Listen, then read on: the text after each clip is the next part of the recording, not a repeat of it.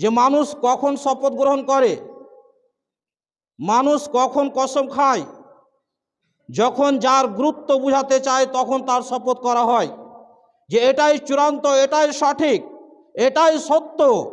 এটাকে মজবুত করার জন্য এটা কসম করা হয়, যা আমরা নিজেরা কসম করে থাকি।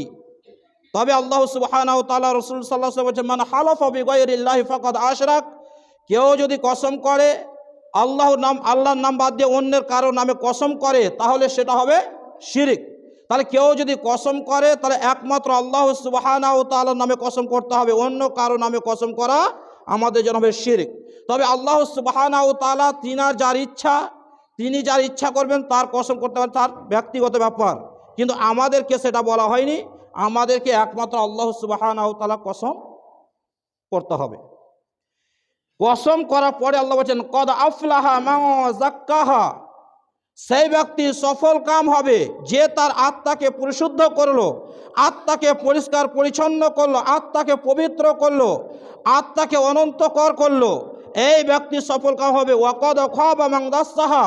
আর সে ব্যক্তি ব্যর্থ যে তার আত্মাকে পবিত্র করতে পারলো না, আত্মাকে কলুষিত করলো, গুনাহে ডুবিয়ে রাখলো, শিরকে ডুবিয়ে রাখলো, বেদাতের মধ্যে ডুবিয়ে রাখলো, নিজেকে পবিত্র করতে পারলো না, সে হলো ব্যর্থ। তাহলে আল্লাহ সুবহানাহু ওয়া তাআলা পরপর 8টা জিনিসের কসম করেছেন। পরপর 8টা জিনিসের কসম করার পরে বলছেন, সেই ব্যক্তি সফল হবে যে তার আত্মাকে পবিত্র করবে, পরিষ্কার পরিচ্ছন্ন করবে, সেই ব্যক্তি সফল হবে। যতক্ষণ পর্যন্ত আপনি নিজেকে পবিত্র না করতে পারবেন, নিজের আত্মাকে পরিষ্কার পরিচ্ছন্ন না করতে পারবেন, না দুনিয়ায় সফল হবেন না আখেরাতে সফল হবেন। কোনোটাতে আপনি সফল হতে পারবেন না, দুটোই আপনার জন্য ব্যর্থ হবে।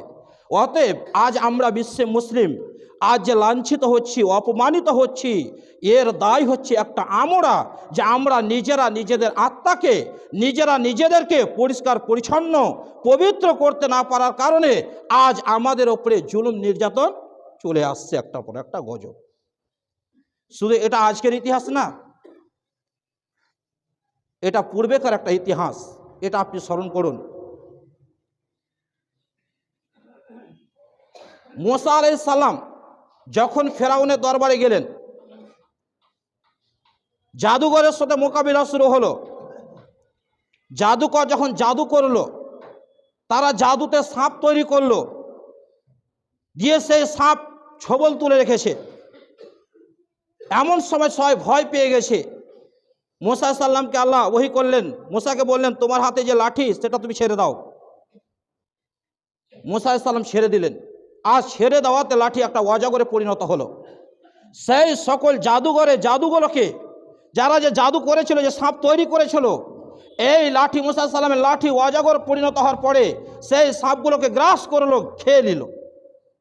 জাদুঘর ভাবলো যে মুসা আলাইহিস সালাম যেটা দেখাচ্ছে এটা জাদু নয়, আমরা যেটা করেছি এটা জাদু। তাই মুসা আলাইহিস সালাম যেটা করেছে এটা কখনো জাদু হতে পারে না। তাই তারা সাজদায় অবনত হলো এবং তারা আল্লাহ সুবহানাহু ওয়া তাআলার প্রতি ঈমান নিয়ে এলো। কিন্তু ফেরাউনের দরবারে যে প্রধানগুলো ছিল, যে নেতাগুলো ছিল, তারা তখন সেই ফেরাউনকে উস্কাতে শুরু করলো যে আপনি কি মুসা আলাইহিস সালামকে এমনিতে ছেড়ে দিবেন? মুসা এবং তার কওম জমিনে ফিতনা সৃষ্টি করছে, ফাসাদ তৈরি করছে, এরা একটা জঙ্গি, আর আপনি তাদেরকে ছেড়ে দিবেন? অথচ তারা না আপনাকে মানে, না আপনার মূর্তিগুলোকে মানে, তারা এটাকে বর্জন করে চলে, অথচ তারা সুযোগ পাবে দুনিয়ায় জমিনে চলাফেরা করতে। উস্কে দেওয়া হলো। তার মানে এই যে ফাসাদ ফিতনা, এটা আজকের শব্দ নয়।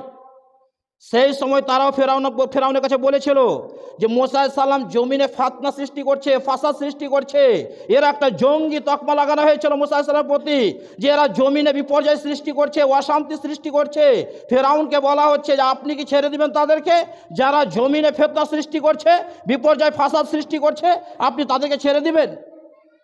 দেখুন, যারা সত্য কথা বলছে, যারা আল্লাহর পথে মানুষকে আহ্বান করছে, তাদেরকে অপবাদ দেওয়া হচ্ছে যে আপনি ফাসাদ করতে মুসাকে ছেড়ে দিবেন। তখন ফেরাউন বলেছিল, খুব এখানে শিক্ষণীয় বিষয় এবং আমাদের জন্য খুব শিক্ষণীয় এবং গ্রহণ করার ব্যাপার। ফেরাউন